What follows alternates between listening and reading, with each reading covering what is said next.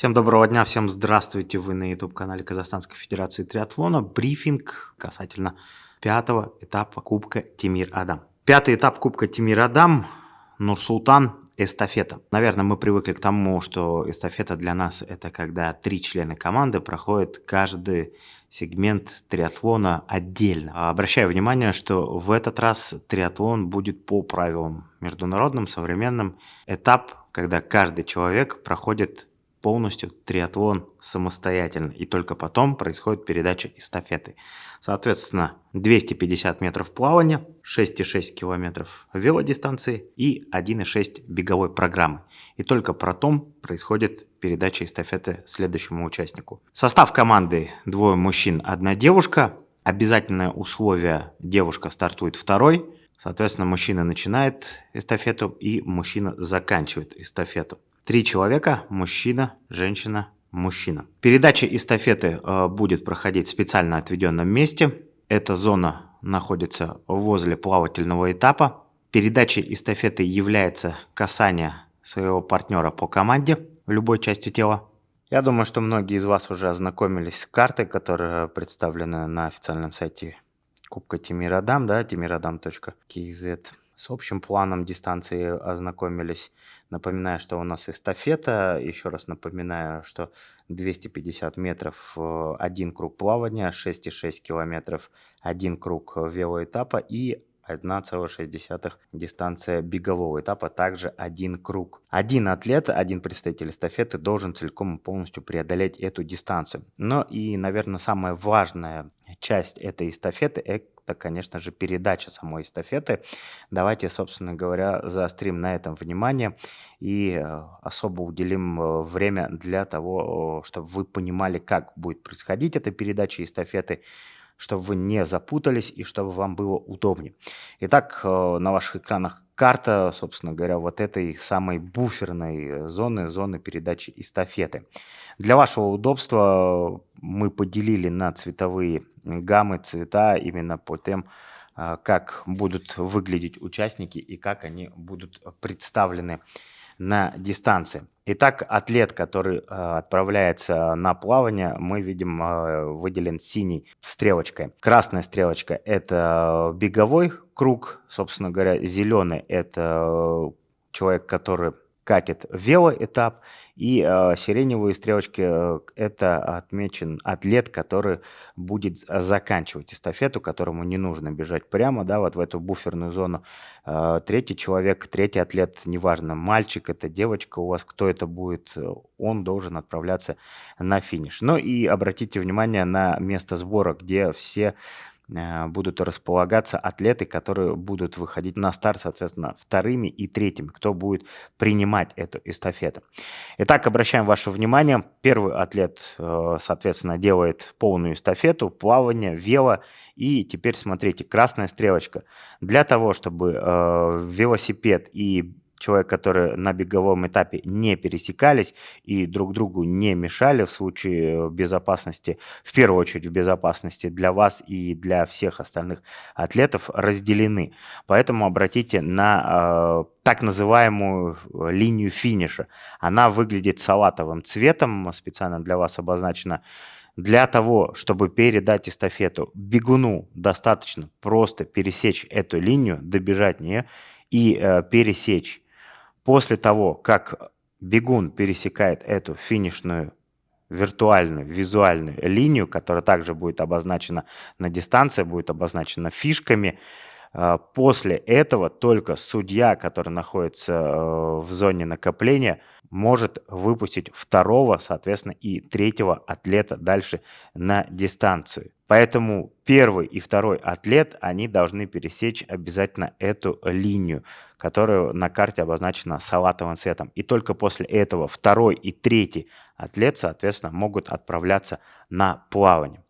Еще очень важно, и обращаю ваше внимание на то, что если вы видите, что представитель вашей эстафетной команды приближается, готовьтесь и подходите к месту старта своего этапа и заблаговременно предупредите судью, что ваша команда приближается, ваш участник, ваш партнер по эстафете готовится заканчивать свою дистанцию. Соответственно, первый и второй участник эстафеты должны пересечь эту виртуальную линию, которая будет обозначена на дистанции фишкой. Здесь вы ее видите на карте салатовым цветом. А кто будет заканчивать эстафету, тот, соответственно, по тому же маршруту, но уходит на финиш по стрелочке сиреневого цвета обозначена. Соответственно, второй и третий участник, который будет находиться в зоне накопления, будут ждать отмашки судьи, после которого будет им разрешено двигаться дальше. Еще раз напоминаю и подсказываю. Главное условие. Первый и второй атлет должны пересечь виртуальную финишную прямую своего этапа, тем самым закончить беговую программу. Она будет обозначена на карте фишками. После этого судья дает разрешение и допуск стартовать уже второму и третьему атлету соответственно. Синие стрелочки – плавательный этап, зеленая стрелочка – велоэтап, красная стрелочка – это беговой этап. Ну и сиреневая обозначена – это отдельно для третьего участника, который будет заканчивать эстафетную гонку. Еще раз напоминаю, 250 метров плавания, 6,6 километров, один круг велоэтапа и 1600 метров беговая программа. Напоминаю, что на плавательном этапе обязательное ношение шапочки. Без нее на старт допускаться не будут атлеты. Временной лимит на плавательном этапе 1 час или 60 минут. Драфтинг на гонке разрешен. Использование тайм-триальных велосипедов запрещено. Лимит времени на плавание 1 час. Велоэтапа 2 часа 30 минут. Общий лимит 4 часа. На своих экранах можете видеть порядок нанесения номеров на тело, где они должны располагаться, и для удобства судей, чтобы они видели по ходу следования вас по дистанции. Напоминаем, что на велоэтапе ваш нагрудный номер находится на спине. На беговом этапе после второй транзитной зоны ваш нагрудный номер находится спереди для удобства работы судейской бригады и фиксирования прохождения количества ваших кругов на дистанции. Ну и на ваших экранах вы можете видеть номер страхования перед каждым этапом страхования своего здоровья. Напоминаем штрафы. Использование шлема. Не забывайте, что шлем должен быть застегнут вплоть до того, пока вы не поставите велосипед обратно на стойку, даже в транзитной зоне. Прохождение линии схода посадки на велосипед, инвентарь и экипировка в транзитной зоне, получение незаконного преимущества, препятствие движению других атлетов, создание опасных ситуаций, оказание помощи, неуважительное отношение. Штраф за нарушение правил составляет 30 секунд и добавляется к итоговому времени. Получение 3 штрафов влечет за собой автоматическую дисквалификацию. Еще раз напоминаем, что постановка велосипеда в транзитной зоне до старта ваш байк, переднее колесо смотрит внутрь транзитной зоны.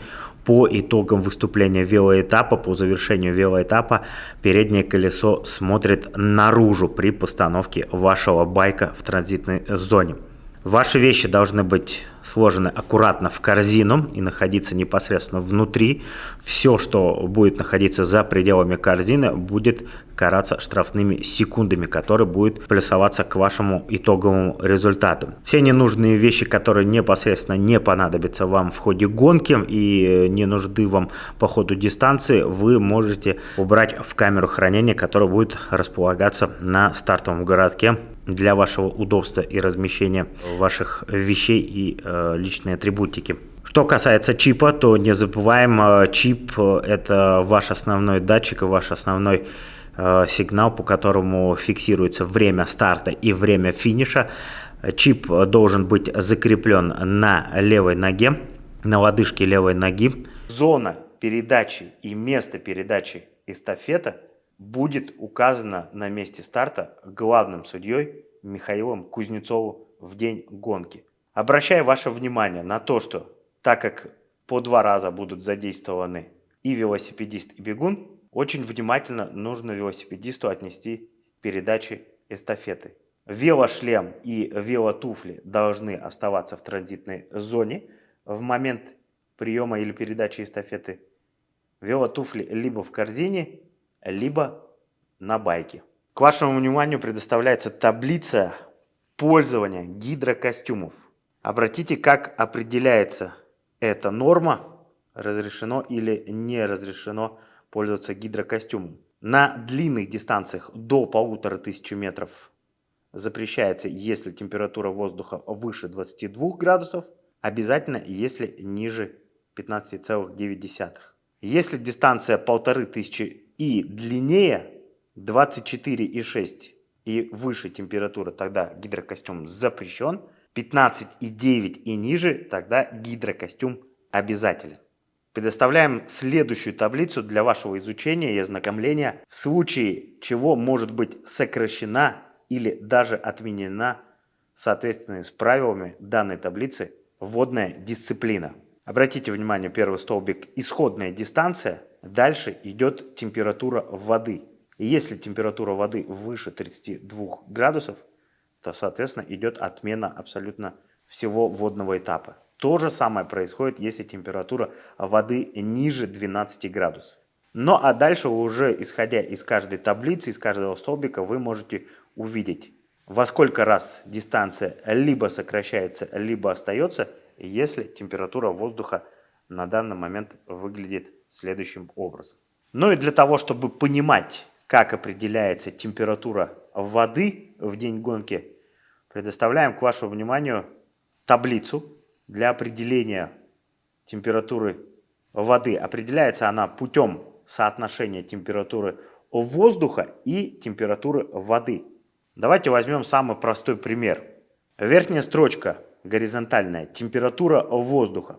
К примеру, температура воздуха на момент старта составляет 10 градусов. Теперь обращаю внимание на столбик вертикальный – температура воды. Условно, на момент старта температура воды составляет 16 градусов. Соответственно, мы должны скрестить 10 и 16. И в результате видим полученный результат, что температура воды на данный момент составляет 13 градусов. А дальше уже по порядку. Если это 13 градусов, и, соответственно, из всего исходящего смотрим предыдущие таблицы. Разрешается, обязателен ли гидрокостюм, либо не допускается.